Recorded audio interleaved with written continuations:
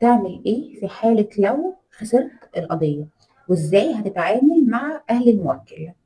طبعا الموضوع ده هيفرق ما بين هل انت لسه محامي بادئ في المهنة ولا انت محامي خبرة وشغال بقالك فترة طويلة. كل مرحلة بتفرق. ليه؟ لان المحامي المبتدئ بيكون متأثر شوية، لكن المحامي الخبرة اللي شغال بقاله وقت طويل بيكون عارف ان الخسارة جزء طبيعي جدا من الشغل. عايزة اقول لك ايه، لو انت لسه محامي مبتدئ وخسرت قضية، إياك تلوم نفسك على حاجة مش في إيديك. إيه هي الحاجة اللي مش في إيديا؟ هي الحكم. الحكم ده من الحاجات اللي مش في إيديك.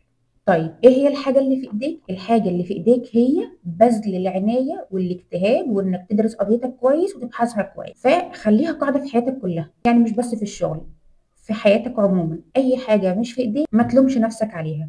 برضه هعمل ايه؟ انا جات لي قضيه وخسرتها والنتيجه مش مرضيه للموكل.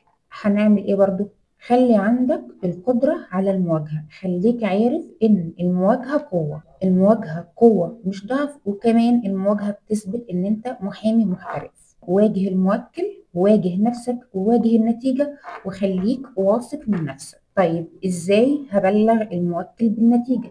هتبلغه بالنتيجة من غير ما تكون مهزوز، من غير ما تكون متوتر.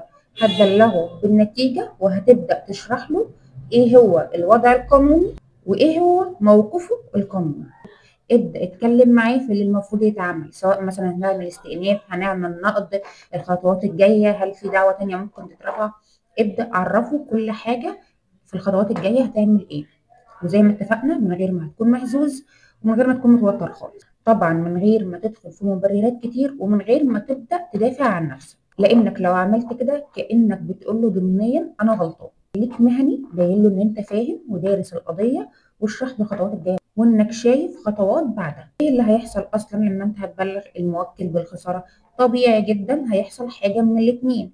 يا اما الموكل هيقرر ان هو يكمل معاك، يا اما الموكل هيقرر ان هو يسيبك. ما تعتبرش ان دي خساره. ابدا فكر في حلول، ابدا ركز في الشغل اللي معاك التاني. ما تقفش عند نقطه معينه، ولا تحس ان انت فاشل ولا كل الكلام ده، لا خالص. انت مكلف بحاجه وعملتها على اكمل وجه. مفيش محامي الاحكام كلها كانت لصالح موكله. اكبر المحامين في العالم عندهم قضايا النتيجه بتاعتها كانت مش مرضيه للموكل. مش عايزه اقول خساره، لان في اساسا قضايا الحكم فيها حتى لو مش مرضي للموكل بالدرجه اللي هو عايزها، ولكن هي بتكون مكسب. فبلاش جلد الذات. بلاش لو القضيه خسرت ان انت تقف عند النقطه دي ما تكملش، لا. نشوف الخطوه اللي بعدها، نشوف هنعمل ايه، نبدا نطور من نفسنا. ده اللي احنا نركز فيه. في الاخر عايزاك تفكر ان خساره القضيه مش معناها ان انت محامي فاشل. ما تخليش قضية توقفك، ولا تخلي موكل كلامه يهز ثقتك في نفسك. وبلاش حتى لو انت خسرت القضية انك تسمح للموكل ان هو يتعامل معاك بأي طريقة غير مرضية بالنسبة لك، وانك تقول انا هستحمل علشان خاطر النتيجة. تعامل معاه بإنسانية. ان هو في موقف ممكن يكون بالنسبة له موقف ضعف، ممكن يبقى الحكم شديد جدا، ممكن تبقى قضية مدنية وخسر حاجة كبيرة جدا. فطبيعي ان احنا بنكون بنتعامل بإنسانية، ولكن الإنسانية حاجة، وان انا اسمح لحد ان هو يتجاوز حدوده معايا دي حاجة تانية خالص. يعني لو هنصح بحاجتين، اهم حاجتين في الفيديو: اول حاجه انك تكون دايما واثق من نفسك، تاني حاجه انك يكون عندك القدره على المواجهه. بلاش الهروب في اي حاجه. بتمنى لكم التوفيق، بتمنى لكم السعاده، ويا رب يوفقكم.